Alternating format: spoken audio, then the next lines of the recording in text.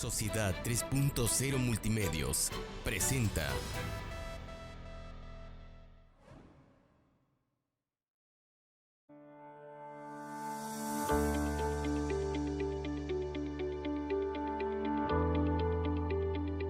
Buenas noches, amigos de Frente a Frente.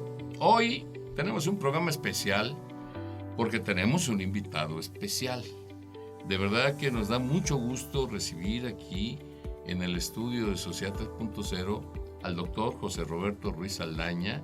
Él es consejero del Instituto Nacional Electoral, uno de los participantes muy recientemente este lunes de una decisión muy polémica a nivel nacional, sobre todo con el registro de algunos candidatos del partido Morena. Nos referimos, por supuesto, a Félix Salgado Macedonio y a Raúl Rolón, me parece que es su apellido por Michoacán.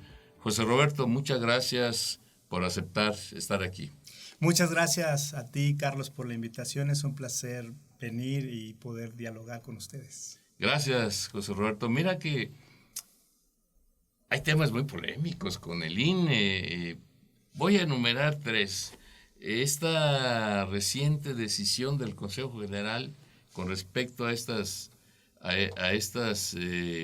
candidaturas que le fueron retirados a dos personajes si no emblemáticos, al menos significativos para el partido Morena. El tema que ha insistido tanto el presidente de la República con que es un instituto muy oneroso. Él habla de que es de los más caros del mundo como árbitro electoral. Y luego, por supuesto, el tema de la composición interna del Consejo, cómo se está desarrollando esta actitud del TRIFE, del Tribunal Electoral, con respecto a regresarles a ustedes el tema de las candidaturas. Hay otro tema por ahí que señala que por qué no se tomaron las mismas decisiones con más candidatos, o por qué antes no se tomaron decisiones con respecto a la comprobación de los gastos de precampaña, José Roberto. Pero antes de iniciar, si me permites, y para que nuestro auditorio tenga conocimiento de tu trayectoria pública, tú eres nacido aquí en Jalapa, Veracruz. Eres jalapeño 100%. Es lo que iba a decir, 100% jalapeño. Muy bien. Eres doctor en estudios avanzados en Derechos Humanos por la Universidad Carlos III de Madrid. Maestro en Derechos Humanos por la Universidad Iberoamericana, el plantel Santa Fe. Y cuentas con la especialidad en Justicia Electoral por el entonces Centro de Capacitación Judicial Electoral. Esto es correcto, ¿verdad? Sí, así es, Carlos. Eres licenciado en Derecho y licenciado en Filosofía, ambos por la Universidad Veracruzana. Es correcto, del 95 al 99 estudié al mismo tiempo las dos carreras, licenciaturas. Derecho en Sistema Abierto y Filosofía en Sistema Escolarizado. No, muy bien. En la Administración Pública te has desempeñado como subdirector de Enlace Municipal de la entonces Procuraduría General de la República 2003-2005 y director general de Coordinación Interinstitucional de la Secretaría Ejecutiva de la Comisión Implementadora del Nuevo Sistema de Justicia Penal de Sonora, 2011-2013. Fuiste secretario de Estudio y Cuenta de la Sala Regional, ahora de la Ciudad de México, del Tribunal Electoral del Poder Judicial y de la Federación, cargo que desempeñaste hasta el 3 de abril del 2014, o sea que tienes 7 años como consejero. Al día siguiente rindiste protesta como consejero electoral del INE. En el Instituto Nacional Electoral has presidido las comisiones temporal de reglamentos, de quejas y denuncias, de capacitación electoral y educación cívica, temporal de seguimiento a los procesos electorales locales 2019-2020 y para el proceso electoral 2020-2021, es decir, justo presides la Comisión de Capacitación y Organización Electoral. Una comisión bastante importante. La que conduce hoy por hoy el proceso electoral. Muy bien. Eres autor del libro Subjetivismo y Relativismo en Hans Kelsen, Fundamentos Filosóficos Acordes con los Derechos Humanos, así como de diversos artículos sobre derecho electoral, democracia y derechos humanos. La primera pregunta que se me ocurre, José Roberto, es, egresaste de la Universidad Veracruzana y saliste al mundo y te fuiste al centro de la República, pero sin embargo nunca has estado desvinculado de nuestra ciudad capital y por supuesto de la Universidad Veracruzana tampoco. ¿Cómo fue este proceso? Sin duda buscaba yo un posgrado, Carlos, en una de las instituciones educativas líderes. Encontré el de la Universidad Iberoamericana. Me interesó mucho el de Derechos Humanos. Yo creo que es el gran paradigma por el cual en este siglo en México debemos aspirar a que nos rija, a que legitime la actuación de todas las instituciones, absolutamente de todas.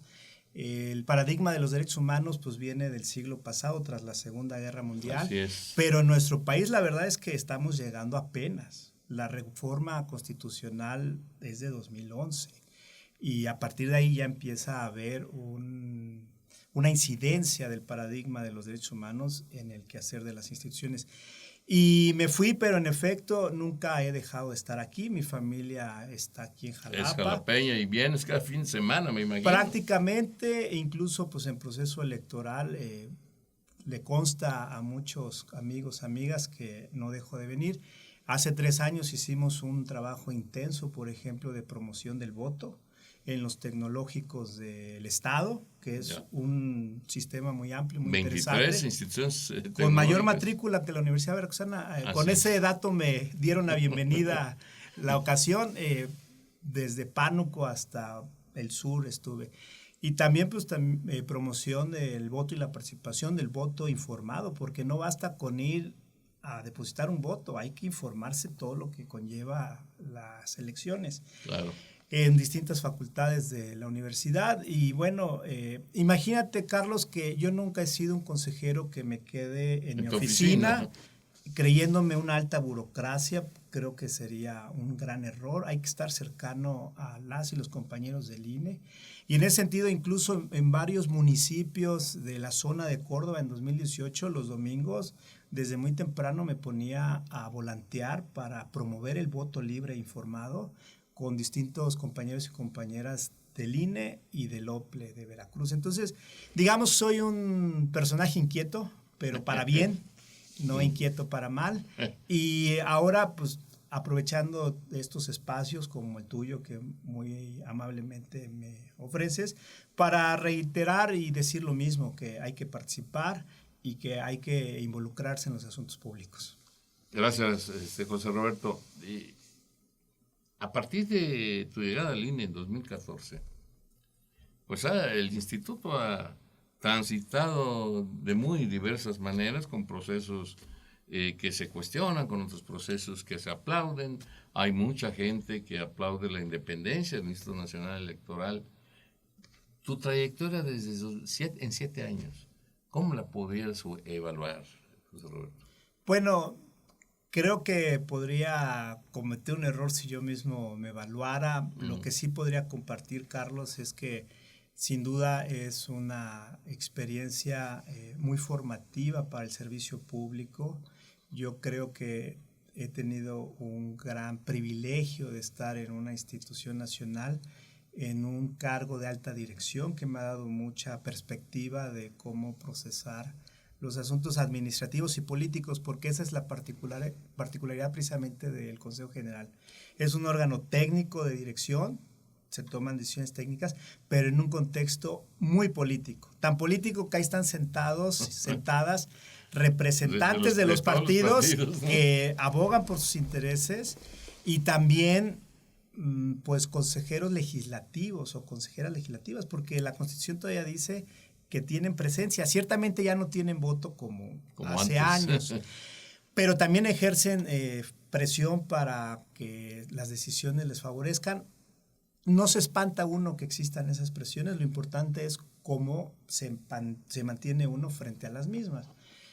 Yo no he cedido a votaciones que los partidos empujan mucho. Te pongo un ejemplo muy rápido, Carlos. En 2019, en el INE había un gran... no en el INE, más bien en los partidos había un gran problema de multas por afiliaciones indebidas. Es decir, tomaban los datos de las personas y los metían a sus padrones sin saber los ciudadanos y las ciudadanas. Era tal el problema que ya venían acumulando multas millonarias. Yo abogué porque esas multas se subieran como de 11,000 a 40,000, más o menos. Pero ya de 10, pues ya es un buen número. No, pues sí, y ya de miles, pues eran millones las multas. Bueno, los partidos presionaron para que se suspendieran todas esas multas, regularizaran, según ellos, todo este tema y ya después otra vez volvieran a imponerse multas. Yo no me presté a eso. Me parece que la Constitución es muy clara y si un ciudadano o ciudadana llega al INE pidiendo que se le imparta justicia por una indebida afiliación, teníamos que haberlo hecho. Entonces, eso de presiones políticas yo sé de qué se trata, no me lo van a platicar, pero hay que mantenerse, hay que tener la ley y la Constitución en la mano y actuar en consecuencia, ser congruente y ser muy transparente, decirle a los partidos, no me pidas lo que no se puede y no se debe. Y así como esas hay muchas. En su momento voté para que se le retirara, se le quitara el registro, por ejemplo, del Partido Verde en 2015, porque acumuló muchísimas infracciones y muchos desacatos y era cada vez peor el comportamiento y la conducta.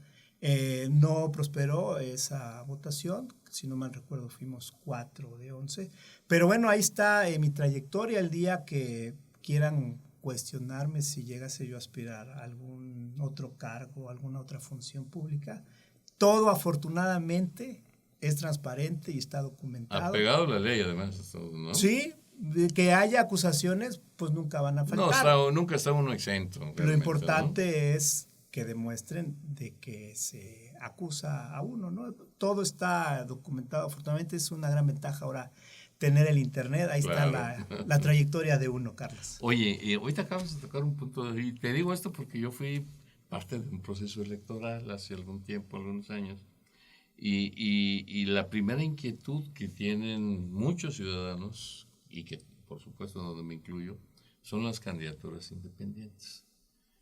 Aquí en Veracruz hay una cantidad, bueno, a nivel nacional, hay una cantidad de requisitos impresionantes para alcanzar las candidaturas independientes. No ocurre así con los partidos. Yo creo que tienen más accesibilidad al registro los que aspiran a convertirse en partidos políticos a los ciudadanos que quieren participar de manera independiente. No voy a cuestionar porque no conozco a fondo el tema de los nuevos partidos políticos a nivel nacional, como redes sociales progresistas, Fuerza por México, y todos ellos que nacen al amparo de las condiciones actuales de la normatividad, ¿no? Igual le ocurrió aquí en Veracruz. Pero como ciudadano te pregunto, ¿el INE no se da cuenta de estas injusticias, digamos, que hay entre las condiciones para crear un partido político y hay un ciudadano que quiera participar de manera independiente? Sí las advertimos, Carlos. El gran tema es que es una legislación pues nacional que determina en gran parte esas condiciones de participación. El INE, por mucho que quisiera potenciar derechos humanos... Es el Congreso el que define. Sí, ¿y quiénes están en el Congreso? Pues los partidos. Evidentemente no crearon las mejores condiciones para la participación de personas que aspiren por la vía independiente. Afortunadamente en todos estos años ya el tribunal, que sí tiene posibilidades e incluso yo diría obligación de maximizar esos derechos, incluso declarando inconstitucionales ciertas normas, o sea, expulsándolas, ha dado ya mejores condiciones. Te pongo un ejemplo rapidísimo. A nivel local se pide que el porcentaje de apoyos sea en cierto porcentaje de la lista nominal de ciertas regiones o ámbitos. Entonces, si tienes tú un número de apoyos muy grande, pero no exactamente en la distribución que te la piden, no cuenta. Lo cual es absurdo. Así es. Bastaría, y afortunadamente el tribunal ya dijo, no importa a nivel local de dónde vengan esos apoyos, si es el número que pide la ley, adelante, avanza. Entonces, también en temas de financiamiento, ya puede ser mayor el ingreso privado de financiamiento que el público, porque el público es así. Sí, es pequeñito. Y si la ley dice que nunca podía ser mayor el financiamiento privado que el público, pues pobres aspirantes independientes. Entonces, en resumen, Carlos, sí se necesita mejorar las condiciones, pero desde la ley, y creo que hoy por hoy ya se ha hecho bastante. También algo que yo creo que es importante recordar, quienes aspiran por la vía independiente deben de tener un trabajo de muchos meses Sí, claro. previos. Ya candidatos no se pueden improvisar. No, tanto por la red que significa levantar los apoyos para aspirar a la candidatura, Sí, porque son dos etapas. Sí. Aspiro a candidatura y luego soy candidato. Así es. Debes de tener una red que te soporte ese apoyo. Claro. Diario recolectar un número meta de firmas para que se pueda. Y el INE ha hecho precisamente en esto pasos para facilitar este trabajo. Creamos una aplicación que es mucho más fácil leer datos de la credencial del elector que con papel estar pues es una locura, recabando. ¿no? Entonces, sí, creo que hay condiciones, aunque son adversas, no dejo de reconocerlo. Y en este contexto, José Roberto, el tema de la venta, que ha existido y existe todavía, de credenciales del lector, de firmas, de muchas cosas. Y te digo porque yo lo viví en un proceso interno como independiente, pues se acercan vendedores de supuestos apoyos, que en realidad no son más que información. Uh-huh. Tienen las tarjetas del INE, tienen, antes se hacía una relación con firma autógrafa, cosas de ese tipo, y con lo que tú señalaste, lo que ustedes han detectado, como ahora que rechazaron el registro de 2, 3 partidos políticos nacionales, tiene que ver precisamente con esto. Es decir, son padrones de simpatizantes inflados. ¿Hay manera de detectarlos, doctor? Sí, y hemos avanzado mucho también en ello. Déjame decirte, Carlos, que yo he visitado 102 distritos de los 300 que tiene el país. Lástima que se atravesó la pandemia, si no ya llevaría más de 200. Un diálogo directo con las necesidades de las y los compañeros de la estructura del INE. Y ahí me platicaban, por ejemplo, el que algunos partidos ya ni siquiera piden que se le den para el día de la elección los cuadernillos de la lista nominal, porque nosotros ya hemos vuelto más rígido el que nos lo devuelvan, y si no nos lo devuelven es posible una multa. Yeah. Entonces, por miles de cuadernillos, pues son multas, o podrían ser multas significativas. Entonces, hay partidos que dijeron ya no, pero de todos modos, en México, el área mandaba imprimir para todos los partidos esos cuadernillos, es decir, papel y recursos tirados. Precisamente por ese acercamiento y diálogo directo con las y los compañeros, yo llevé la propuesta a Ciudad de México y le pedí a las y los compañeros que antes de mandar imprimir todo, le preguntábamos a los partidos si lo iban a necesitar y a querer. Claro. Y ya afortunadamente hoy por hoy ya está en los lineamientos, que primero preguntamos qué partidos van a querer los listados nominales, que tienen derecho para el día de la jornada electoral estar revisando, claro, que quien llega realmente tiene derecho a votar en ese lugar. Entonces, un acercamiento así, un diálogo con las y los compañeros, permite tomar decisiones de alta dirección. Lo que decía yo hace un momento, no encerrarse en esa burbuja que tanto daño hace. La vinculación, ¿no? El diálogo, de no sentirse de un planeta de una distinto. élite. Pues sí, de una élite. Y en ese sentido, pues ya van a circular menos los cuadernillos, porque hay partidos que ya no los van a tomar.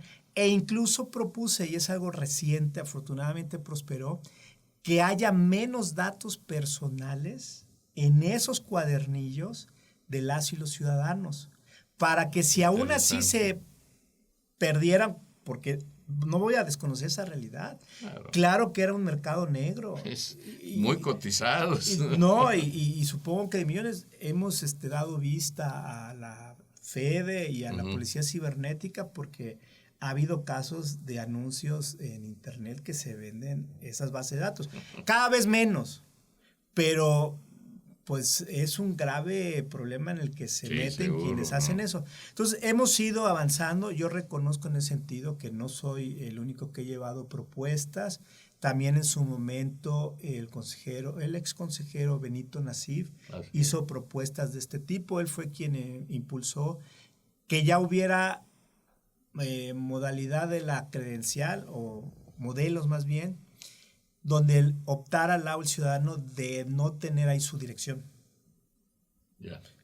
Poco se utiliza, es decir, la ciudadanía sí prefiere para que sea realmente un medio de identificación completo. Claro, pero es otro pasito, si alguien quiere verlo así, de ir cuidando los datos, de ir cuidando todo lo que conlleva la lista nominal y el padrón electoral. No se me escapa el diferendo que hubo entre la Presidencia de la República y el INE con respecto a la base de datos que ustedes tienen de la población, ¿no? Solicitándole obviamente información para una carta de registro, no sé qué quería hacer el gobierno de la República, que yo personalmente no veo mal, pero ¿por qué la posición del INE en contra de esto? Qué bueno que preguntas estos temas tan de interés, yo creo, para la ciudadanía, y que no tienen mucho tiempo, han estado en el relativamente reciente contexto nacional.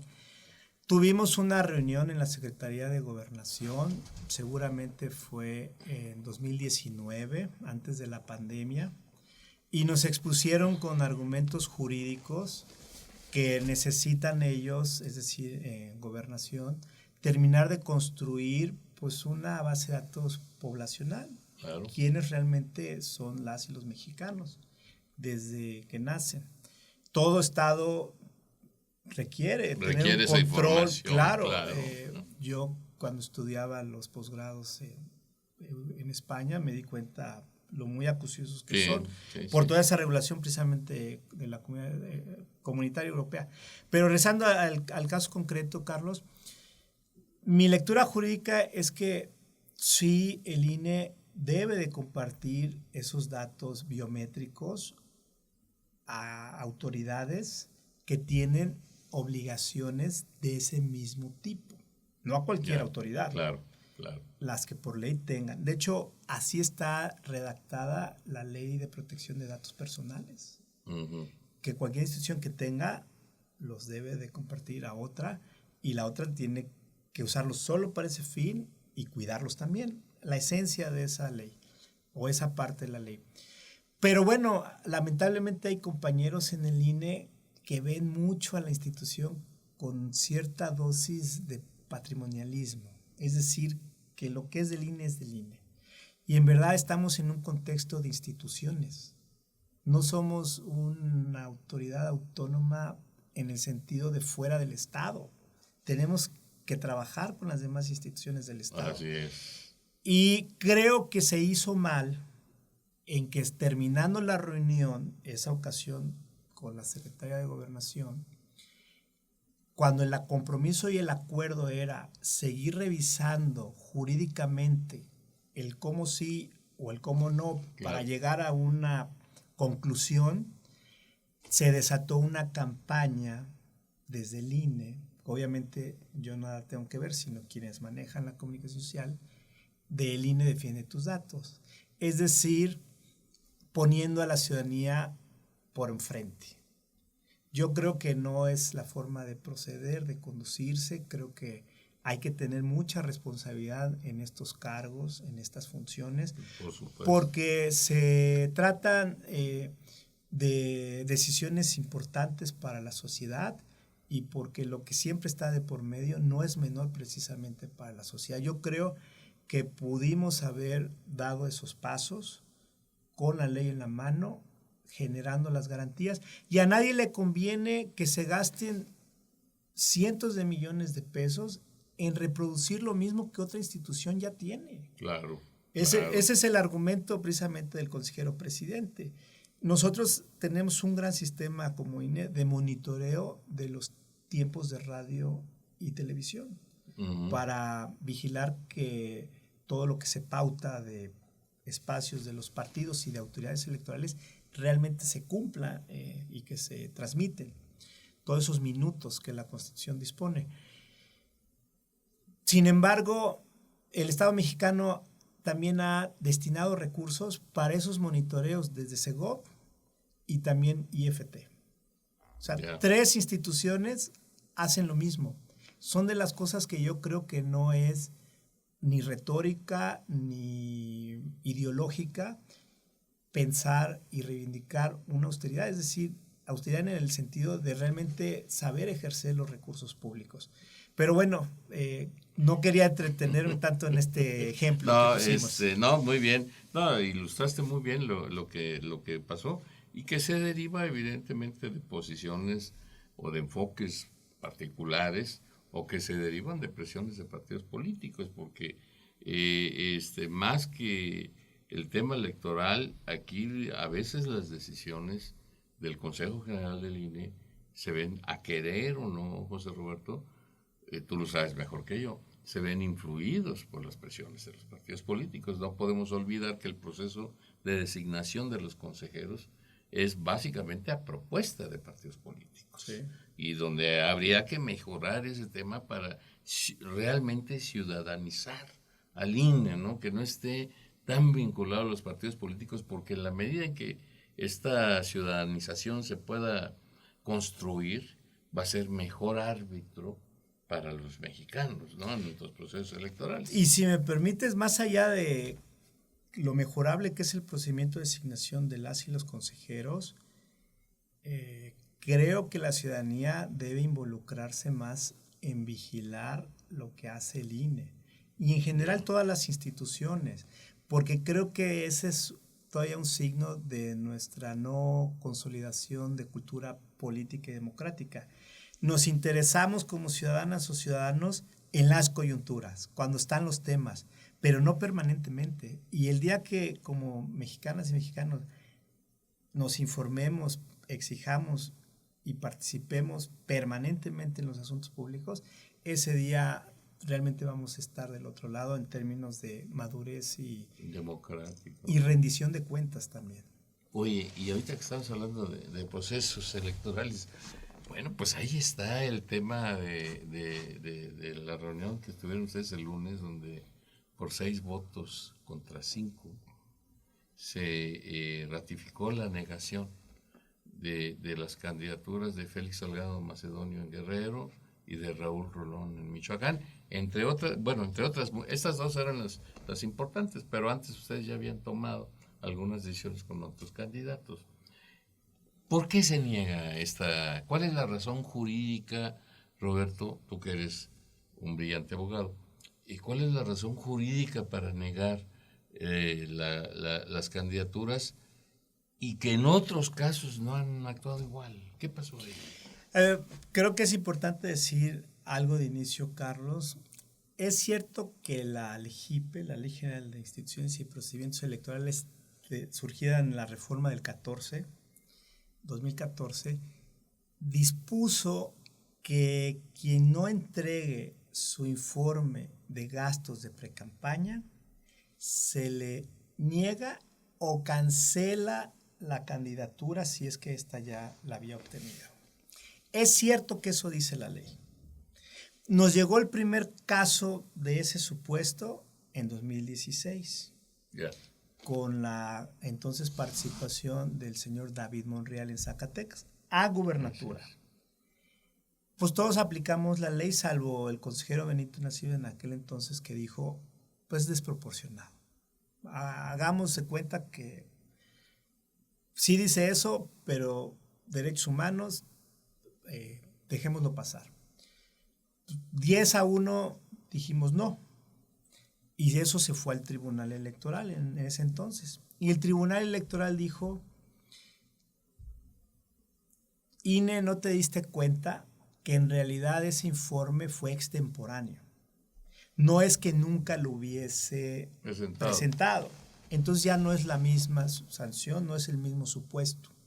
Déjalo pasar. Y pasó. Fue candidato, de hecho, el señor David Monreal. Se presenta esta misma situación para Guerrero y Michoacán de cargos de gubernatura.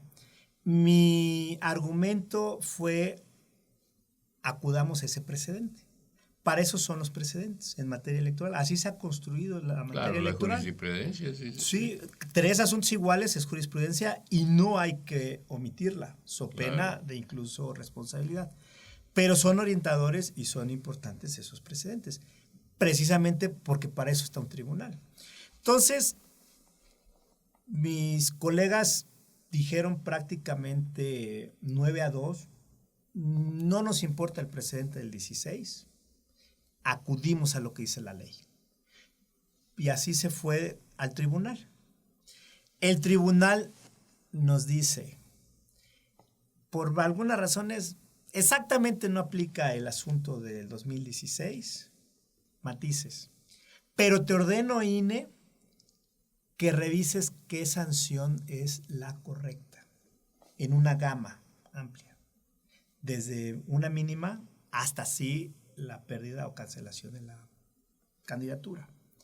Entonces, ahora con ese análisis de este último asunto de la Sala Superior, yo lo que veo es que el tribunal dice, busca una sanción proporcional.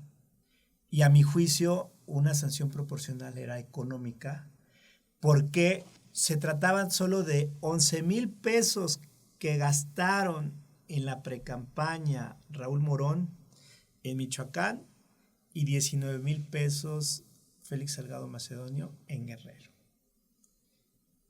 Totalmente, muy poco, sí, como para decir que con eso ya merecen la cancelación. ¿Por qué es realmente muy poco? Porque el tope de gastos de campaña es tal que ese monto no es ni el 1%. Significa que no fueron tramposos o temerarios en gastar en la precampaña para obtener la candidatura. Una ventaja indebida. Claro.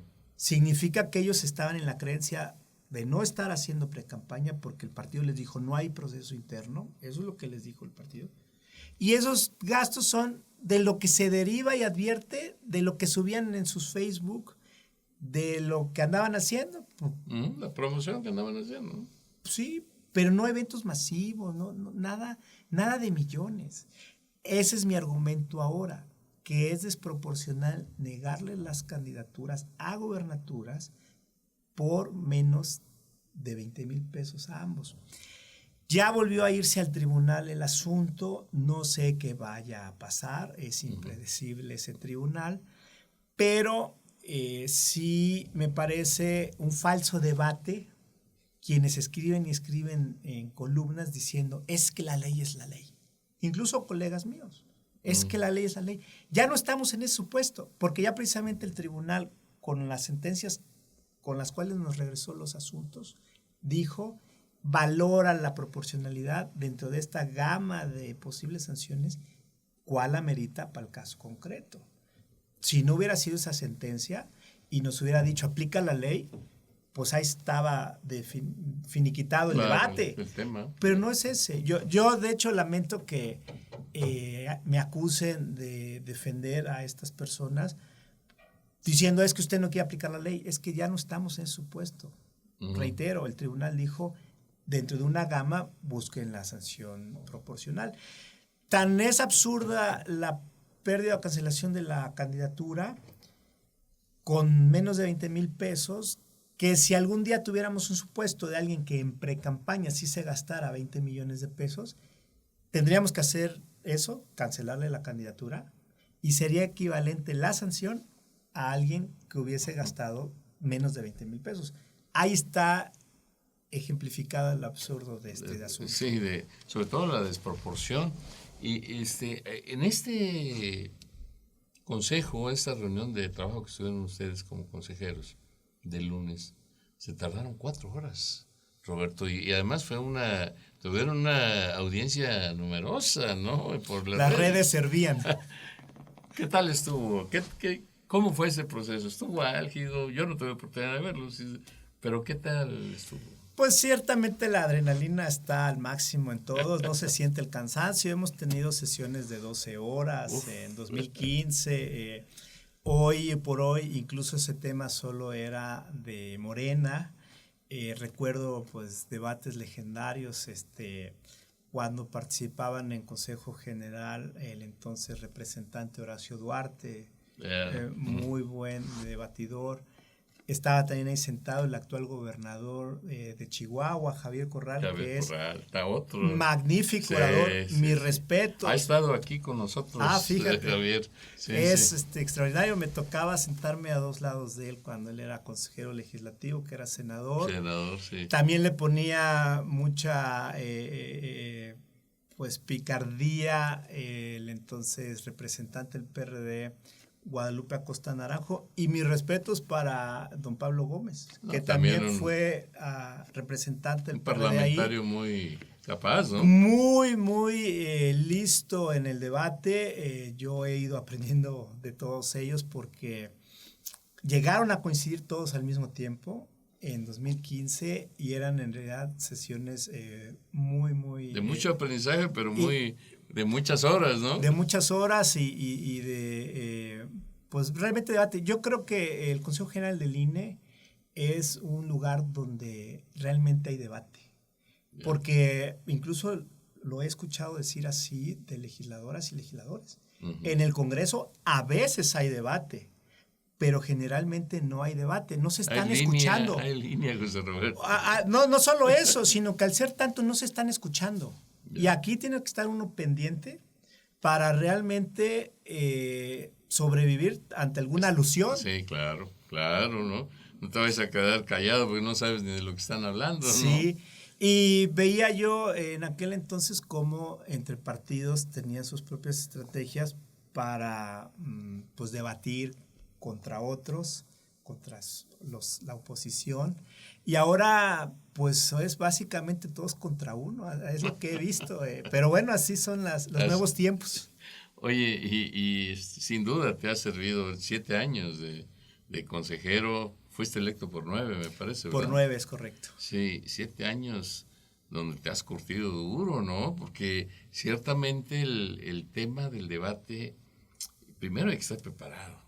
Segundo, hay que articular bien las ideas, porque no puedes quedarte atorado en alguna expresión que desarrolles, pero sobre todo, como tú dices, aprender de los grandes debatidores o parlamentarios que ha habido dentro del INE como representantes de partidos.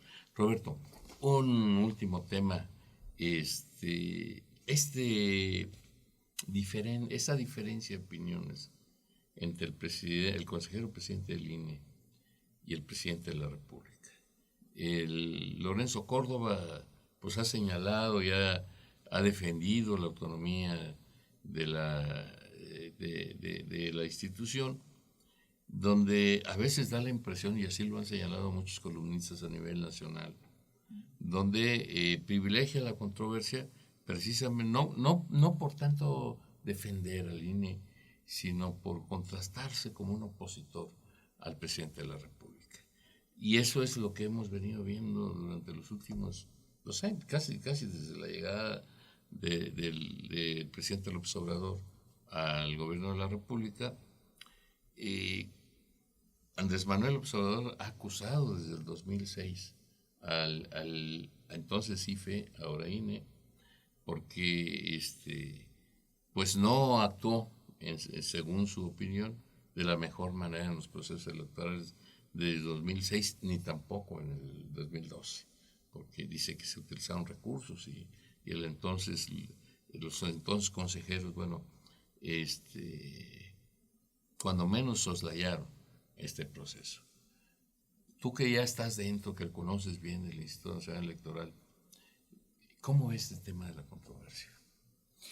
Sin duda no hay empatía y sí hay cierta dosis de antipatía, no sé, del presidente hacia el consejero presidente. ¿O hacia el presidente? No, hacia el consejero presidente. No sé si al INE necesariamente es una institución. Te digo porque ha señalado el presidente, después de esta negación o ese retiro de las candidaturas, perdón que te interrumpa, sí, que es un organismo muy, muy caro, que es el más caro, si no es que uno de los más caros del mundo. Fíjate, Carlos, que ese es un capítulo, yo creo, de la diferencia el tema económico. Pues hay quienes se ampararon para no ganar menos que el presidente, claro. O dicho de otra forma, para ganar más que el presidente. Que yo la verdad no entiendo jurídicamente por qué prosperaron esos amparos si es la propia Constitución la que dice que no se puede ganar más que el presidente.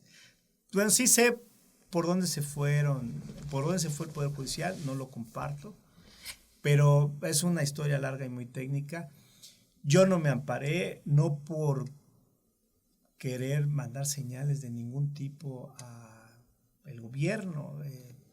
Creo en la autonomía y la he ejercido, ahí está mi historia, pero pues si es que sí dice eso la ley, la Constitución. Entonces, ¿para qué negarse? Además son muy dignos los ingresos abajo del presidente, de todos modos. Son muy decorosos, por supuesto. Claro, pero bueno, dicho sea de paso, incluso el prestigio que uno puede construir desde estos cargos, pues ya es algo benéfico para uno, ¿no? Claro, pero bueno, claro. Yo creo que ese es un capítulo de la diferencia, el que no se le ha dado también todos los recursos en los presupuestos que se han solicitado del 2019, 2020 y 2021, pero la realidad es que eso proviene de la Cámara de Diputados y Diputadas y creo que han tenido razón desde la Cámara de Diputados y Diputadas de no asignarle todo al INE, porque se pedía de más. Había sobrepresupuestación. Caramba. Sí, cada fin de año sobraban cientos de millones de pesos que no se devolvían a la tesorería de la Federación. Fíjate. Iban quedando en guardaditos. Sí. Imagínate que en 2016, Carlos, el Congreso de la Unión nos ordenó hacer la elección para la Asamblea Constituyente de la Ciudad de México. Dejó de ser Distrito Federal para ser Ciudad de México. Hubo un constituyente que hizo una nueva constitución, hubo elección para ello, para elegir al constituyente.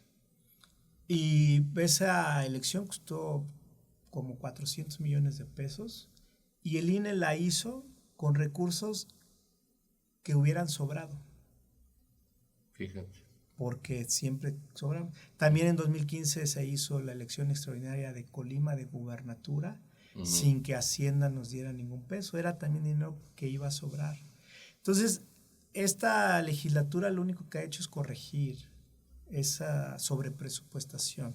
Entonces, ahí hay un diferendo. Y luego también creo que hay un diferendo ideológico de quién es más de izquierda. Si el presidente de la República o el del INE. O el del INE. Y yo creo que no debiera haber sido pues esa historia así. Porque el árbitro que somos, yo creo que debemos ser menos protagonistas. Y lamentablemente eso es lo que no se ha tenido pues en estos años. Yeah. Si se cree uno más de izquierda, pues no hay que estarse ni comparando, ni ostentando, ni diciendo. Hay que sacar el trabajo que es técnico. Lo primero. Y ya después, cuando termine el encargo, pues sí, ya contrastarse con quien sea, con quien quieran, pero no ahora. Yo creo que eso también no ha jugado para bien para la institución. Ahorita me llevo, o digamos, estamos trabajando bien el consejero presidente y un servidor, porque hay una prioridad en esta elección, en estos momentos, que es pues no solo sacar bien la elección del próximo 6 de junio, sino también la consulta popular del 1 de agosto. Es tremendo. Pero no dejo de mencionar, y se lo he dicho, y no puede llamarse sorpresa al consejero presidente, que creo que no es la ruta, no es el camino. También el consejero Murayama ha sostenido que él representa la verdadera izquierda del país. Entonces, yo creo que está bien para cuando regresen ellos a la academia, pero no ahorita. No le hace bien a la institución tener esas actitudes, creo yo. Muy bien, Roberto. Pues muchas gracias por aceptar venir a conversar con nosotros para Frente a Frente. Vamos a enfrentar ya este 6 de junio, dentro de muy pocos días, un proceso electoral, el proceso electoral concurrente más importante en la historia del país. Más de 15,000 puestos de elección popular estarán en juego. Y yo creo que el papel del árbitro debe ser fundamental para que este proceso se desarrolle sin mayores contratiempos y no se genere ninguna circunstancia adversa al proceso. ¿Cuál sería tu mensaje en este contexto para nuestro auditorio en el estado de Veracruz, José Roberto? Sin duda que por favor en estos días que vienen le abran la puerta a las y los capacitadores asistentes electorales que están recorriendo el estado. Necesitamos 1.4 millones de mexicanas y mexicanos para atender las mesas directivas de casilla en el país. Es importante que ejerzan ese derecho, pero también cumplan con esa obligación de ser funcionarias y funcionarios. Solamente participando es posible lograr los cambios o las transformaciones que la sociedad requiere, y las elecciones sin duda que están en manos de las y los ciudadanos son un instrumento extraordinario para involucrarse en los asuntos públicos. Y después de las elecciones también seguir informándose, seguir participando, seguir exigiendo. La cuestión pública, cuando no nos gusta cómo va funcionando, no es conveniente alejarnos de los asuntos públicos, que yo creo ha sido gran parte del error en México, que hay desencanto de la política, entonces la ciudadanía se aleja más de la política. Yo lo que creo es que hay, al contrario, que involucrarse todavía aún más cuando ese desencanto existe para tratar de incidir. En suma, la invitación es para que le sigan abriendo la puerta al CAE, para que vayan a votar en un contexto de seguridad sanitaria. Hemos implementado muchos protocolos, va a ser altamente seguro acudir a las urnas y seguir participando después del 6 de junio. Gracias. Pues muchas gracias. Esto fue Frente a Frente, una entrevista con el doctor José Roberto Ruiz Saldaña. Soy Carlos Luna Escudero y es un gusto, como siempre, estar con ustedes. Buenas noches.